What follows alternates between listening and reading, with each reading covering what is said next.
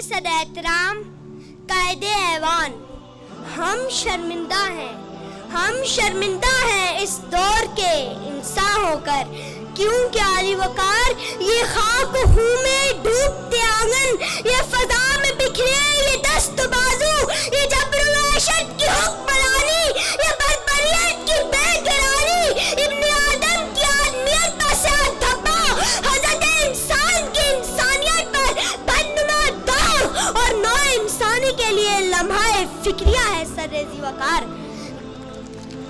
बल्कि अब तो दरिंदगी तमाशा बन चुकी है, क्योंकि तमाशबीन अपनी पथराई हुई आंखों से खून रेजी देख तो सकते हैं, लेकिन सदाए एहतजाज बुलंद नहीं कर सकते।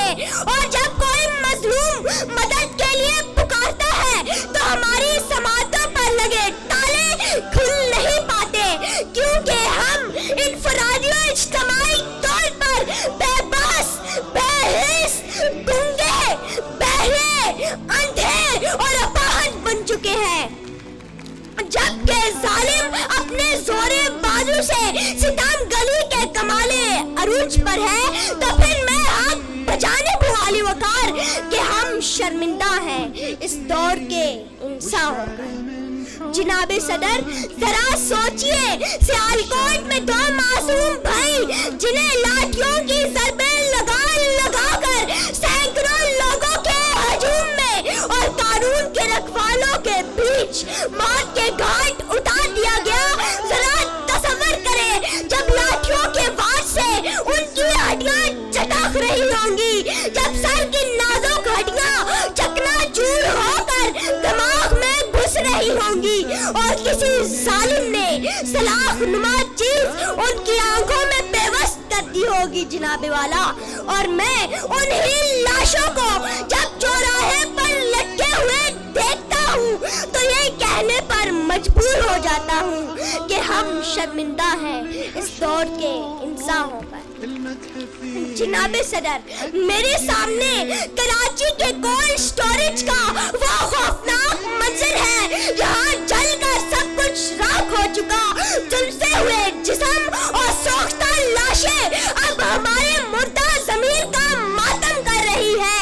और इसके अलावा बेगुनाह लहू चाहे तुर्बत में मारे जाने वाले मजदूरों का हो, या भत्ता ना देने पर लुक्मा अजल बन जाने वाले लोगों का हो, या फिर लहू 3000, 4000, 5000 के मामूली मोबाइल की खातिर कत्ल हो जाने वाले राहगीर का हो, या लहू साहिवाल में बच्चों के सामने गोलियों का निशाना बनने वाले खलील और अहले खाना का हो, या फिर लहू सलाहुद्दीन की तशद्दुद ज़दा लाश का हो, या उन मुसाफिरों का जो ट्रेन की बोगियों में आग का ईंधन बन गए।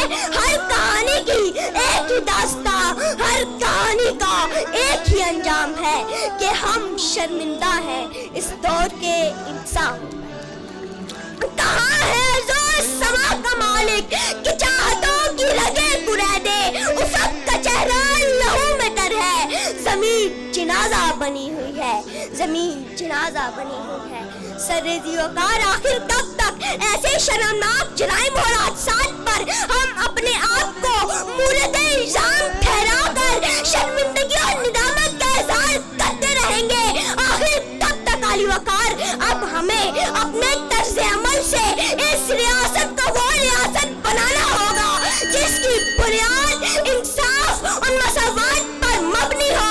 और खुदा की कसम, जिस दिन हम वो रियासत बनाने में कामयाब हो गए, उस दिन यहाँ खड़े होकर कोई भी मुकर्रर, कोई भी शख्स, कोई भी फर्द ये शिकायत करता दिखाई नहीं देगा कि हम शर्मिंदा हैं इस दौर के इंसान। आपको मैं खूबी की बात बताऊं, मैं वहाँ कोने पे बैठा हुआ था, हॉल में कोई नहीं था। एक नन्हा सा बच्चा मेरे पास आता है, अस्सलाम वालेकुम। मैंने कहा वालेकुम सलाम। आप जज हैं? मैंने कहा जी, मैं तकरीर करूँगा।